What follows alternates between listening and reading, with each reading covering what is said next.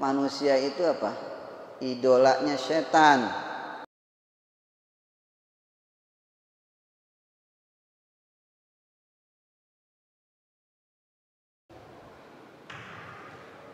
Bismillahirrahmanirrahim.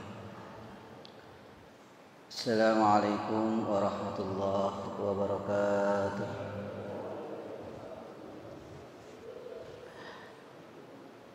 Alhamdulillahi rabbil alamin.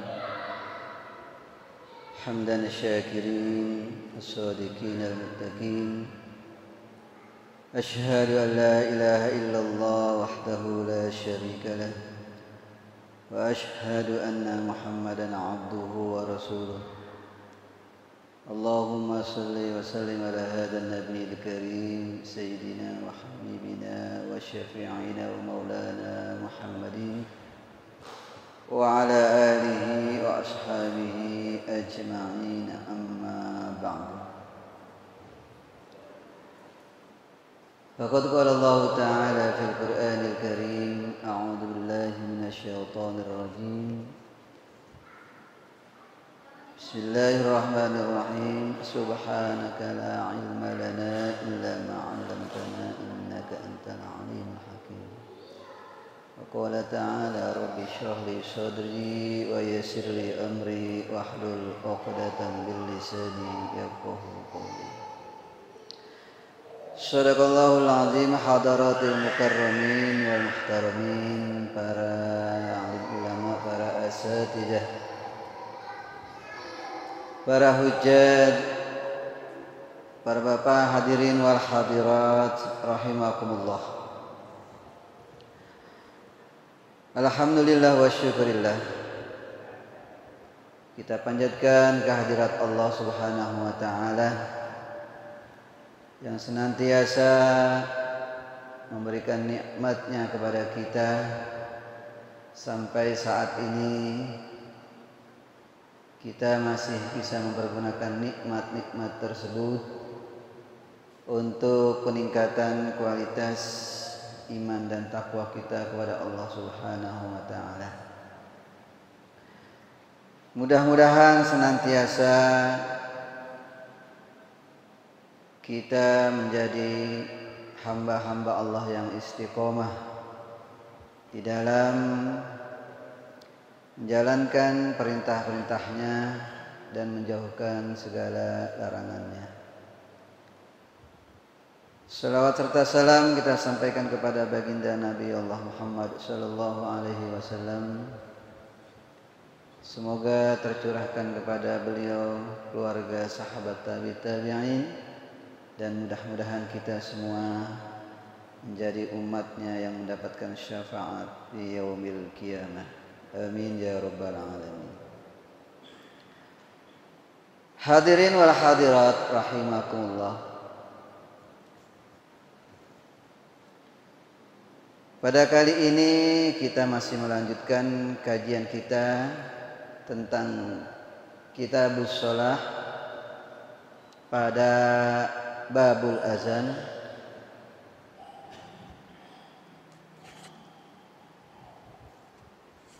Di pertemuan yang lalu kita telah membahas babul mawaqit, tentang waktu-waktu daripada pelaksanaan sholat. Kali ini kita bahas tentang babul azan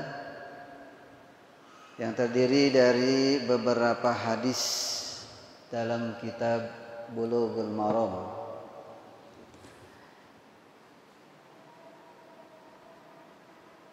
Hadirin wal hadirat rahimakumullah.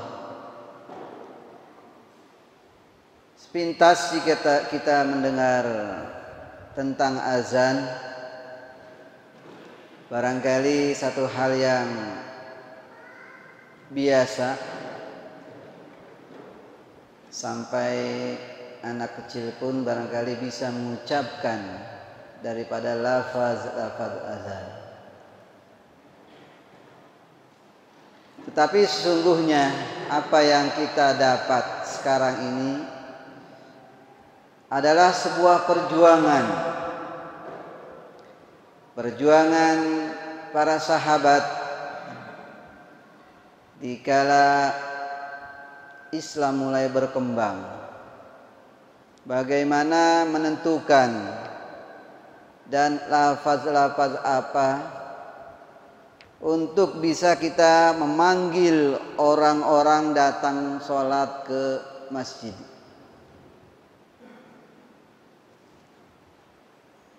Kalau dahulu sebelum Islam datang yang dibawa oleh Rasulullah sallallahu alaihi wasallam, sudah ada agama-agama lain, Yahudi, Nasrani, Majusi. Mereka sudah memiliki ciri-ciri untuk mengundang orang-orang untuk bisa sembahyang. Nasrani punya ciri, Yahudi punya ciri, Majusi punya ciri. Tentunya Islam yang datang tidak sama tata cara dan pelaksanaan daripada ibadah, terutama dalam memanggil orang. Nah, dalam kitab Subulus Salam, syarah daripada Bulughul Maram ini diceritakan asbabun nuzul daripada dimulainya azan. Baik, kita akan teruskan pada hadis yang ke-165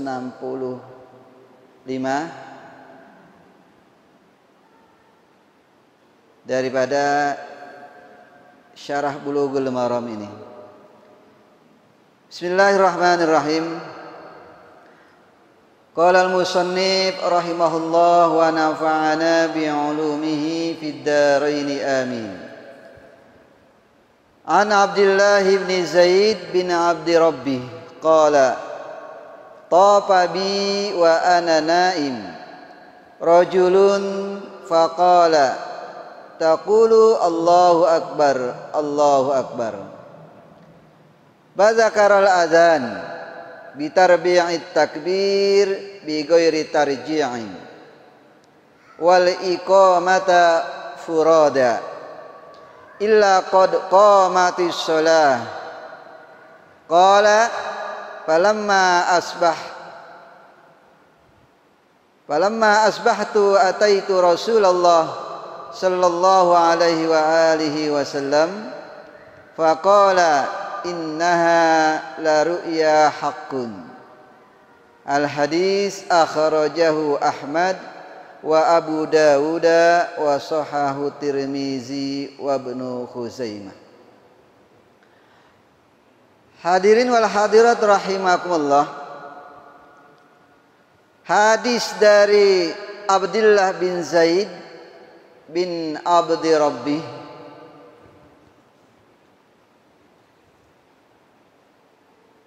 meriwayatkan hadis tentang asbabul wurud daripada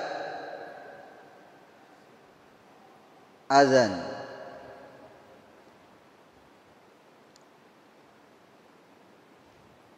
Ini nama bagus sekali ini.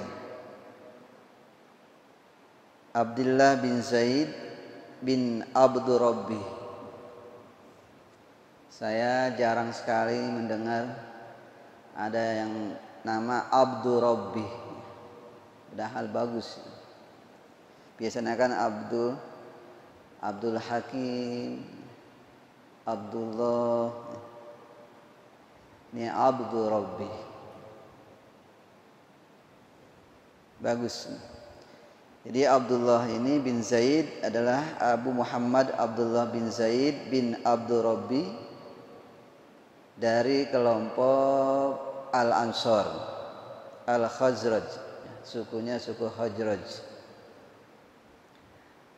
Abdullah ini pernah mengikuti Rasulullah dan pernah mengikuti Baitul Aqabah, perjanjian Aqabah.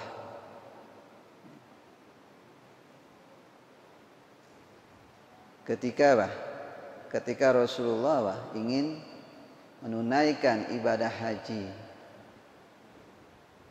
kemudian dicegat oleh kafir Quraisy, tidak boleh masuk kota Mekah. Akhirnya ada perjanjian Baitul Aqabah. Juga Abdullah ini seseorang yang ikut dalam perang Badar, tapi dia gugur mati syahid, dikuburkan di Madinatul Munawwarah. Nah, sebab turunnya hadis ini bahwa Abdullah bin Zaid ini meriwayatkan, jadi ketika manusia sudah banyak,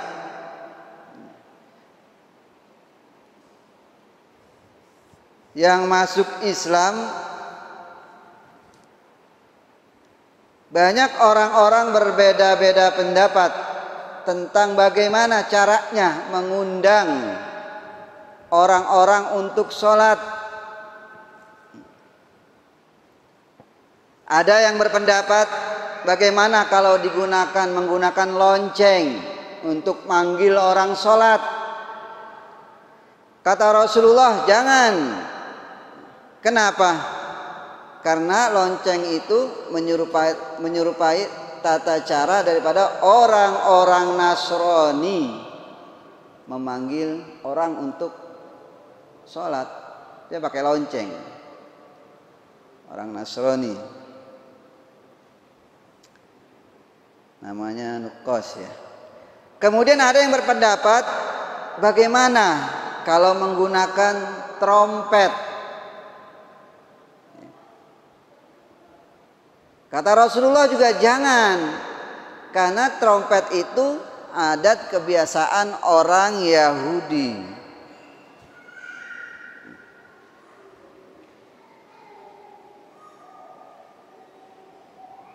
Jadi orang-orang Yahudi dia pakai trompet, ngundang orang-orang untuk apa? Untuk sholat. Ada lagi yang berpendapat, ya Rasulullah, bagaimana kalau kita nyalakan api, kita nyalakan obor untuk mengundang orang-orang yang sholat? Jangan, itu juga jangan dilakukan, karena itu adat kebiasaan daripada orang-orang Majusi. Ada hadis, man tasyabbaha biqaumin fahuwa minhum. Makanya Rasulullah larang, karena kalau kita lakukan maka kita apa? Akan seperti orang-orang Nasrani kalau kita menggunakan apa? Lonceng. Kalau kita menggunakan trompet sama seperti orang Yahudi. Kalau kita menyalakan api sama dengan orang Majusi.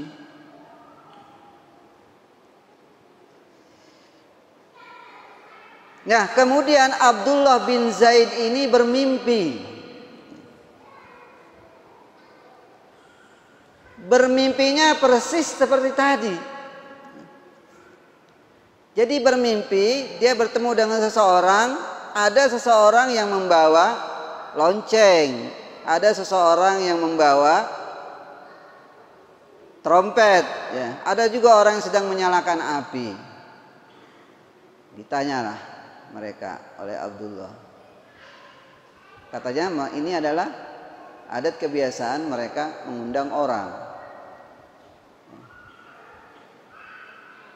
Lalu ada bisikan, ada suara, ya Abdullah, qul Allahu Akbar, Allahu Akbar, dan seterusnya. Abdullah bangun, kemudian apa? Datang kepada Rasulullah. Ya Rasulullah, saya bermimpi demikian.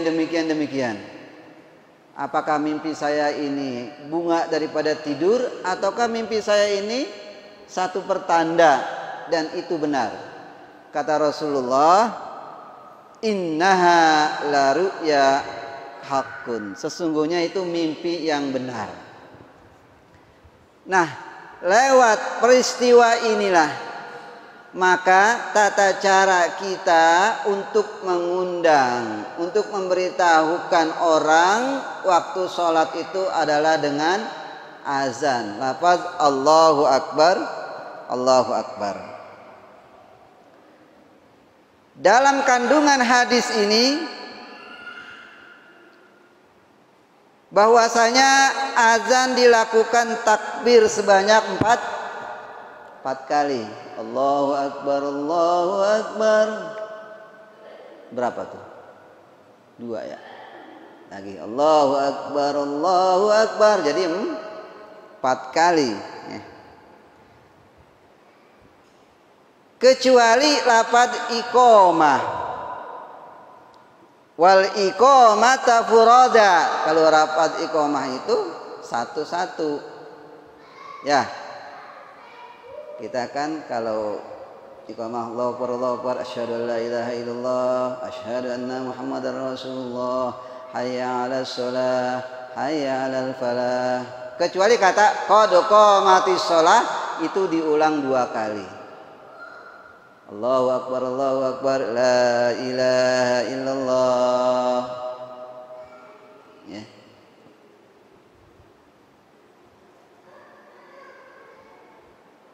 Kenapa? Pada lafaz azan ini diulang berkali-kali sampai 4 kali takbirnya. Ya, sedangkan iqamah tidak. Menurut ulama, hikmah daripada diulangnya lafaz azan ini dan tidak diulangnya lafaz iqamah karena azan menginformasikan orang-orang yang belum ada di dalam masjid. Jadi orang belum ada ya.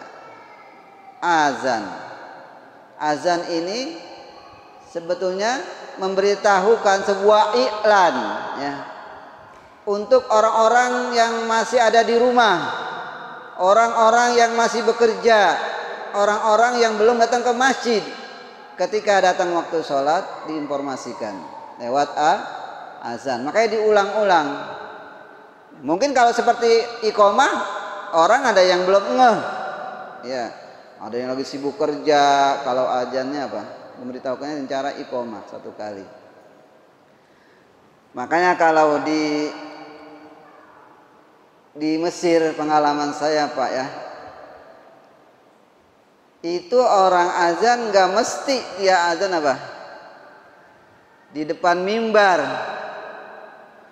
Kadang-kadang dia azan di depan pintu masjid. Maksudnya biar kedengeran. Karena memang tujuannya untuk memberitahukan orang. Apalagi dahulu, kalau dahulu ya, zaman-zaman Fathu Makkah ya, atau zaman Rasulullah tidak ada pengeras suara ya. Jadi orang kalau azan di tempat-tempat yang tinggi, makanya disunahkan azan itu di tempat yang tinggi.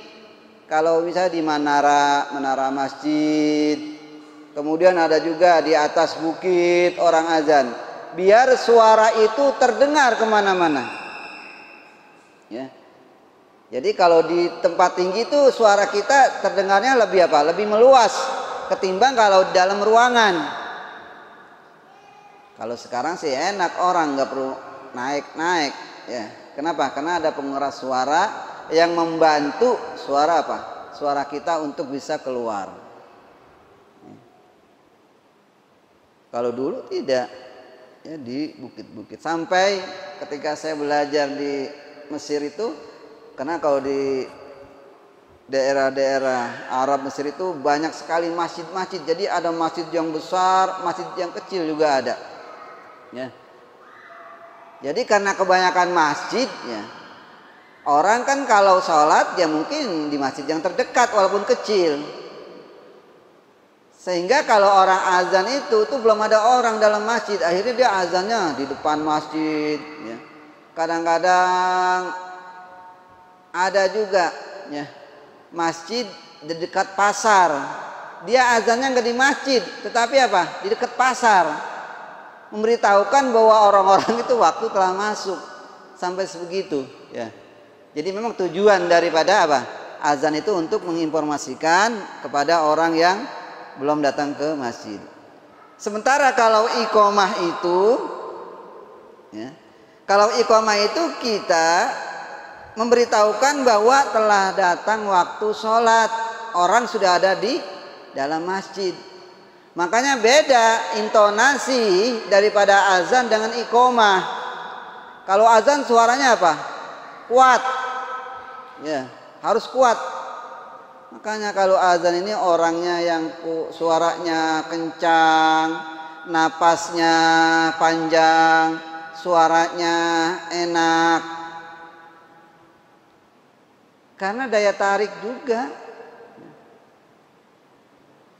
Kita mungkin merasakan ya, bagaimana kalau kita mendengar azan yang orang udah sepuh, nggak ada gairah kita untuk apa? Untuk datang masjid. Coba, ini mempengaruhi jiwa kita juga. Ya.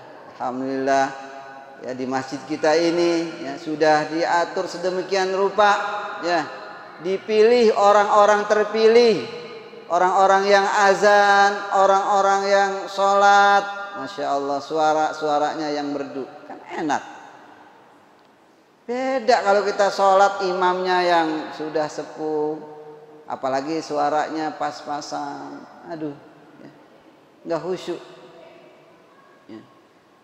Coba di Masjidil Haram, kemudian di Masjid Nabawi, kita sholat berapapun lamanya tidak akan pernah capek. Kenapa?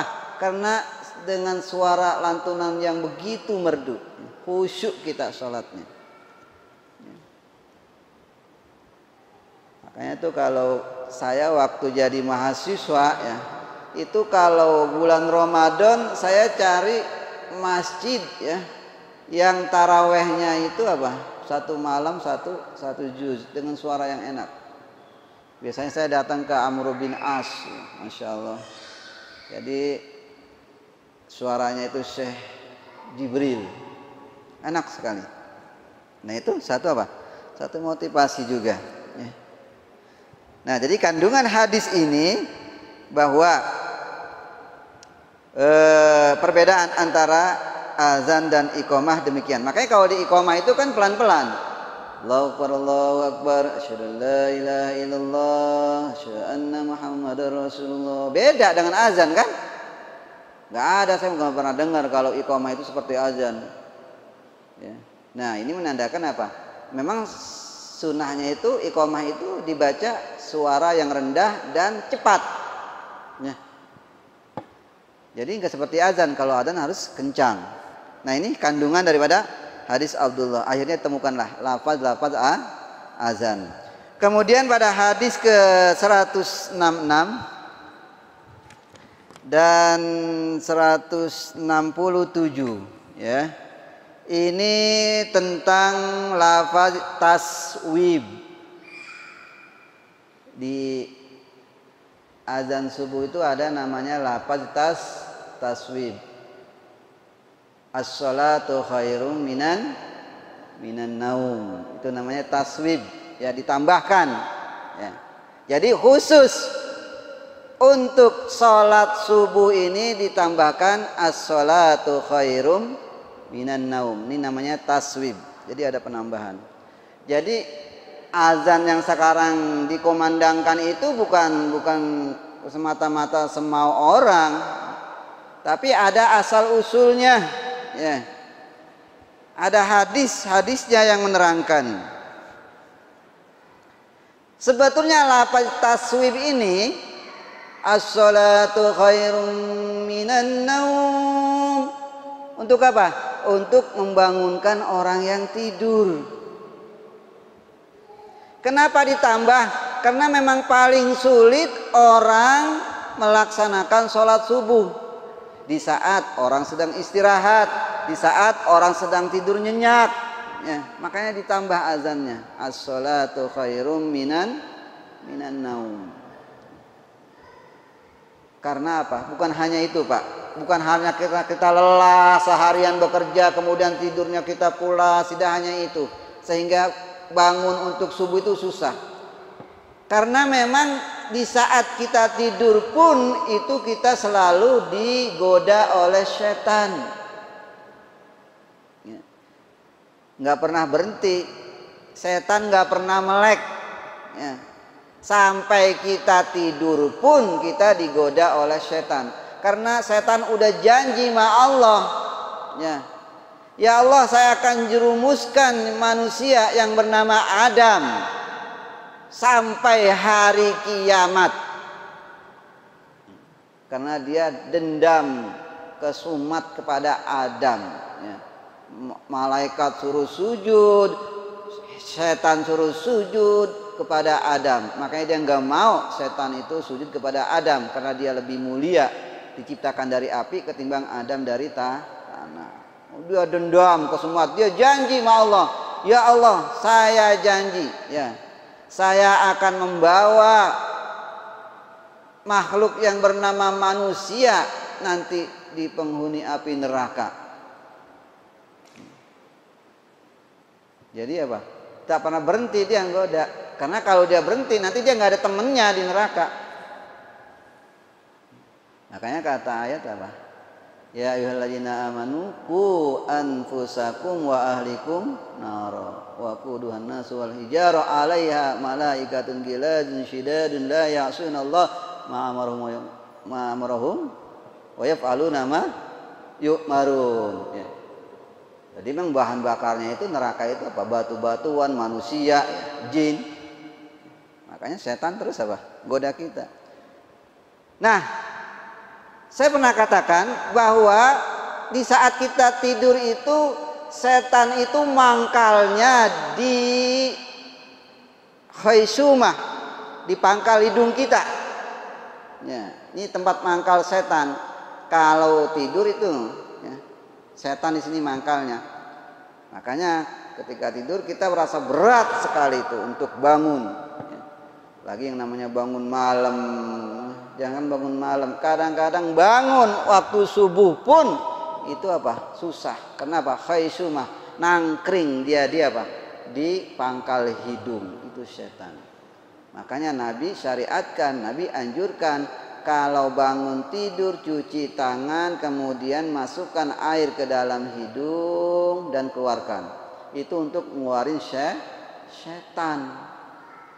Ya. Jadi kita ini apa? Manusia itu apa? Idolanya setan. Makanya setan itu demen sekali nemplok dia apa? Di manusia, ya. Apalagi orang-orang yang mengumbar auratnya, masya Allah, situ setan demen banget itu, ya. Ada setan. Nah, lanjut masalah taswib di sini, ya. Mengajak orang untuk sholat subuh, ya. Itu namanya taswib.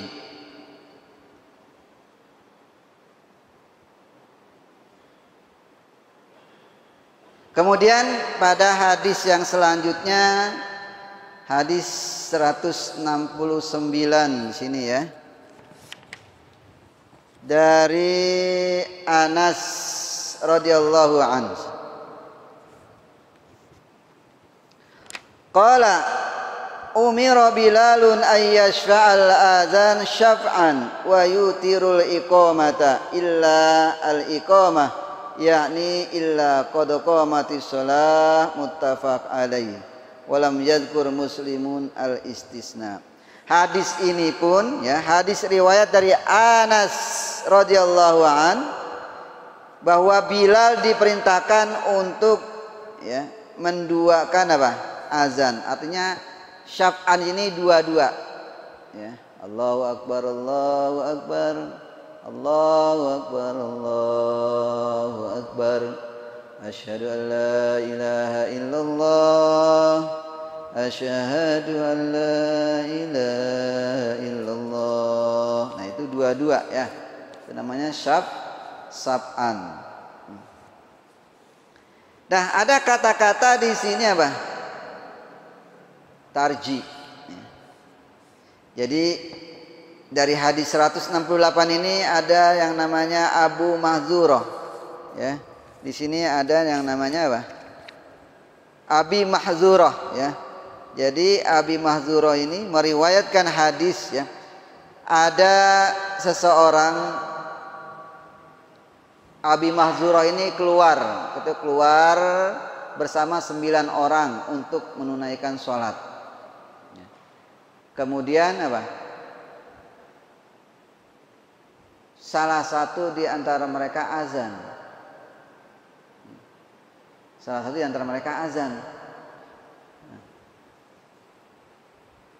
Nah, suara yang enak ini adalah suaranya apa? Abdullah tadi.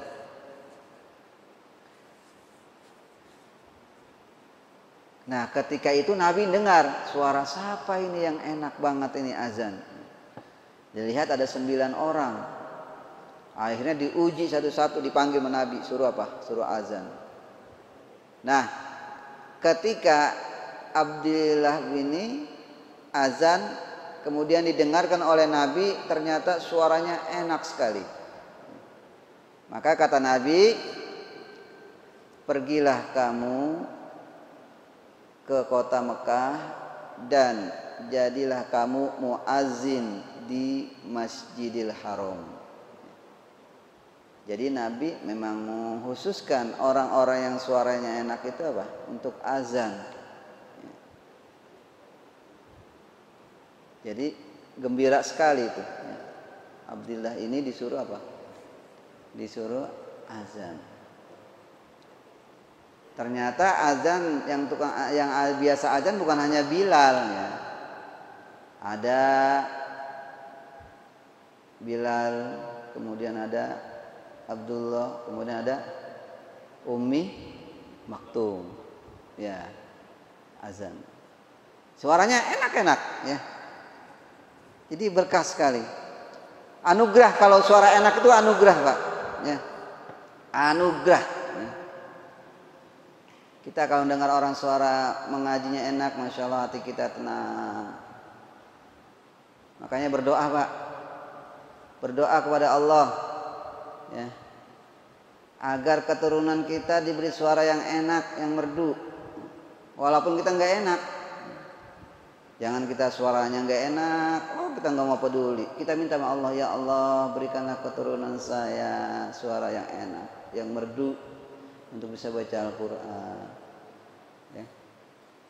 Jadi kalau kita nggak enak suara kita, ada anak kita yang suaranya enak. Jadi cari istri yang bisa apa? Memperbaiki keturunan. Jangan kita udah jelek, istri kita juga jelek juga. Jangan, cari. Paling tidak ada keistimewaannya. Ya, keistimewaannya. Suaranya enak. Jadi kalau saya dari dulu gitu, saya kalau dengar orang ngaji, apalagi namanya qori, Masya Allah, enak banget. Tapi saya nggak enak suara saya.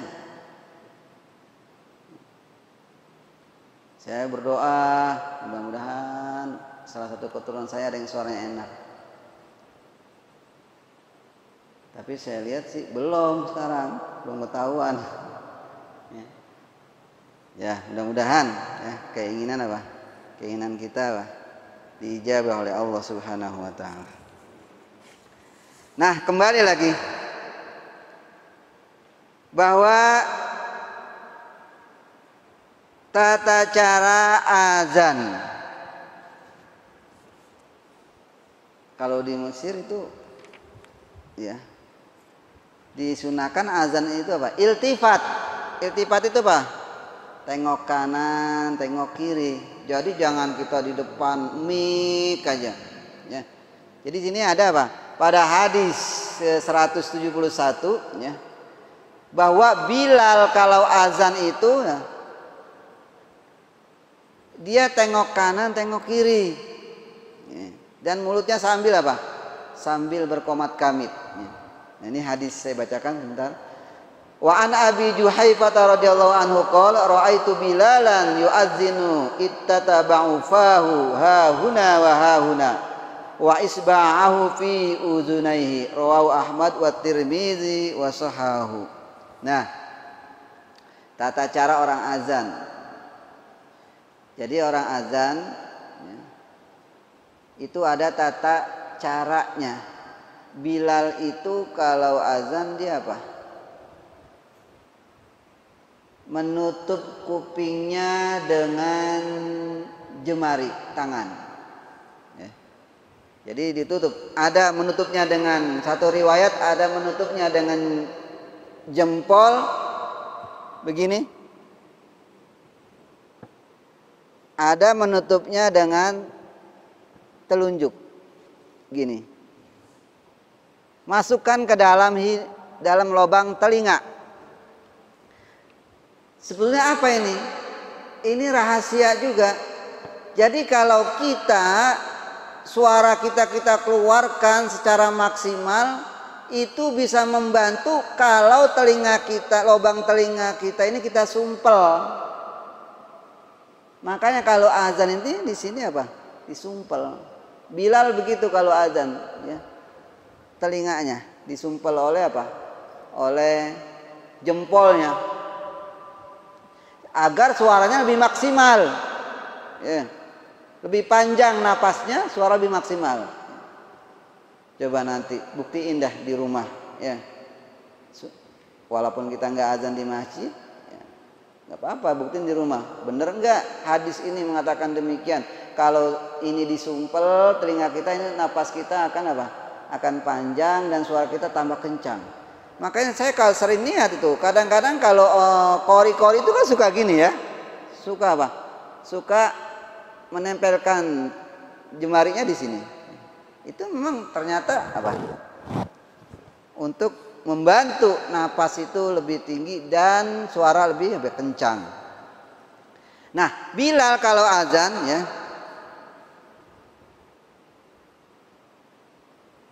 mulutnya itu qomat kamit. Jadi ketika dia mengucapkan Allahu Akbar, Allahu Akbar, Allahu Akbar, Allahu Akbar.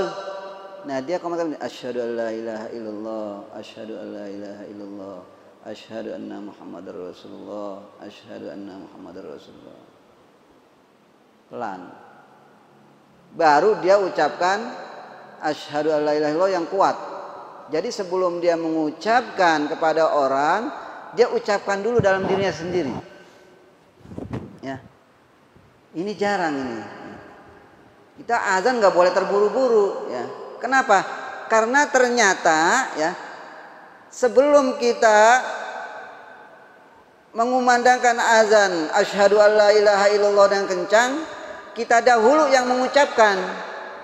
Itu akan menambah kehusyuan orang yang berazan dan akan menambah keikhlasannya. Ini menurut hadis demikian. Jadi hajan nggak boleh terburu-buru, ya. Dia dulu. Bilal seperti itu. Kalau azan. Jadi untuk apa? Untuk menambah kehusyuannya, ya.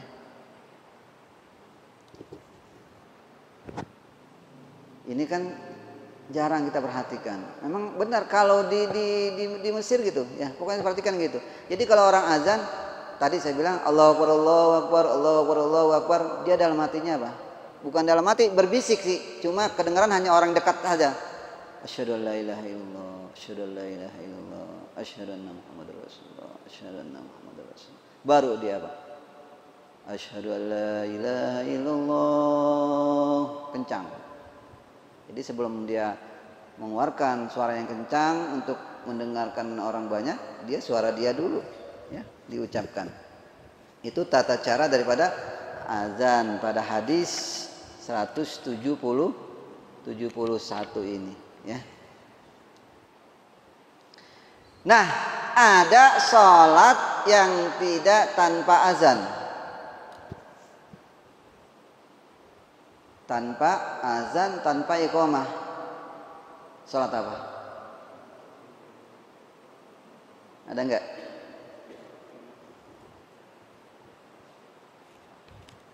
Ada sholat Idul Fitri dan Idul Adha. Ada azannya enggak? Enggak ada kan? Dia enggak ada azannya. Ya. Nih, ada hadisnya.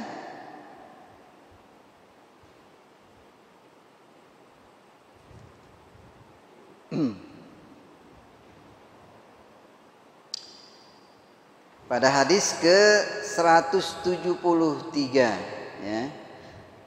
Dan hadis 174. Wa an Jabir bin Samurah qala shalaitu ma'an Nabi sallallahu alaihi wasallam al-idaini ghaira marrah wala marratain bi ghairi azan wala iqamah. Ya. Jadi kalau kata Jabir bin Samurah, dia sering sholat bersama Rasulullah, sholat Idul Fitri dan Idul Adha. Ya. Tetapi apa? Tidak ada azan dan tidak ada iqamah. Emang nggak ada. Ya. Lalu dia ada Bilal. Ada Bilal, tapi Bilalnya apa? Tidak iqamah.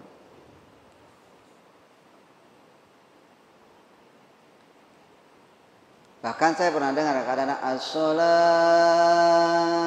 jami'ah, as-salatu jami'ah rahimakumullah. Itu bukan lafaz iqamah itu. Bukan. Jadi jangan dikira as-salatu jami'ah itu ganti daripada lafaz iqamah, bukan. Dan memang tidak disyariatkan, ya. Jadi tidak disyariatkan, ya. Jadi ketika sholat Idul Fitri dan Idul Adha tidak ada apa? Tidak ada lafaz azan dan tidak ada lafaz iqamah, ya.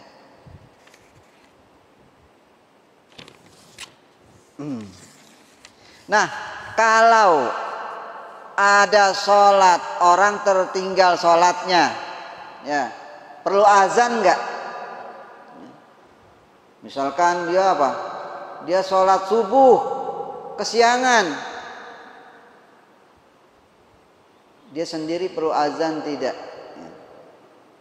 Perlu azan iqamah atau iqamah saja tanpa azan? Nah, di sini pada hadis ke 175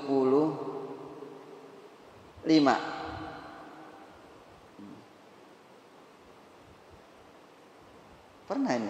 Wa an Abi Qatadah radhiyallahu anhu fil hadis tawil fi naumihim anis shalah summa azzana Bilalun fa shalan Nabi sallallahu alaihi wasallam kama yasna'u kulla yaumin. Jadi suatu hari Nabi dan pasukannya pernah sholat kesiangan pada waktu perang Khandaq. Pada waktu perang Khandaq, ya, saking capeknya, lelahnya itu peperangan, ya, di waktu malam, sehingga tertidur, ya, para sahabat dalam perang Khandaq itu. Tahu-tahu subuhnya kesiangan. Rasulullah memerintahkan kepada Bilal untuk azan, walaupun sudah apa? Sudah di luar waktu. Karena yang namanya orang sholat ketiduran, orang sholat kelupaan, itu hukumnya sama, ya. Artinya apa? Dia sholatnya apa? Hukumnya sama. Waktu itu kenapa Rasulullah kesiangan itu memerintahkan Bilal untuk azan? Karena memang waktu itu banyak jamaah, banyak pengikut-pengikutnya yang apa? Kesiangan. Jadi untuk membangunkan mereka, Rasulullah memerintahkan Bilal untuk azan. Nah, sehingga apa? Sehingga bangun. Nah kalau sekarang mah jangan, kalau di kita ya sholat kesiangan azan, bingung ntar orang ya. Jam 7 azan. Ini kondisinya muktadol halnya ya, muktadol halnya.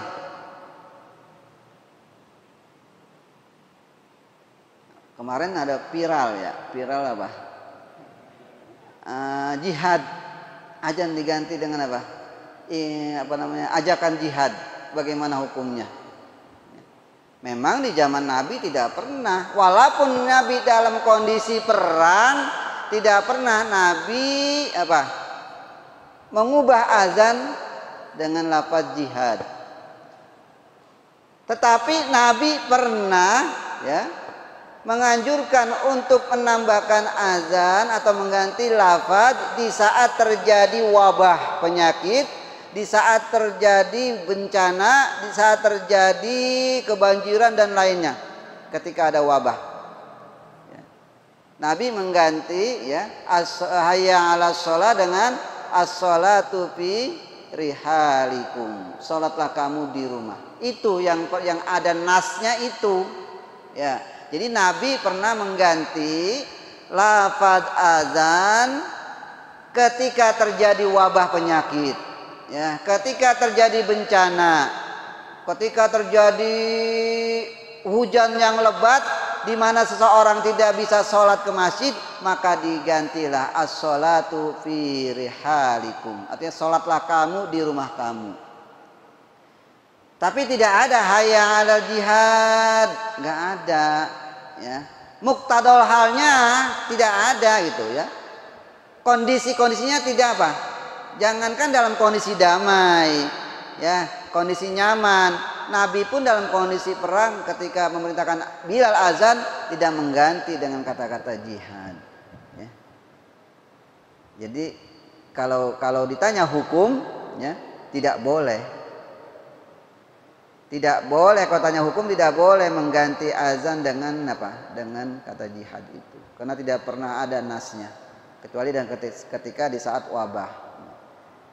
Bagaimana kalau Nabi mengajak jihad dengan cara lain, tidak dengan azan, untuk membangkitkan semangat orang berjihad dengan cara lain, Nabi dengan kata-kata lain, bukan dengan kata-kata azan.